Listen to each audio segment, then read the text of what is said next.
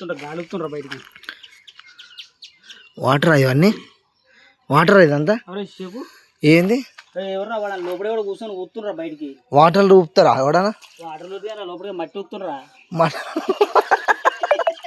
మట్టి ఊపుతారు ఎవడన్నా? అది ఏదో పైప్ బలిపోయింది బ్రో.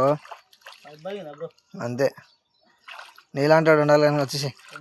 అవి ఎందుకు రావి? అవి ఎందుకు ఏం చేస్తావు ఇప్పుడు? అవన్నీ ఆకులు నిజం చెప్పు బ్రో.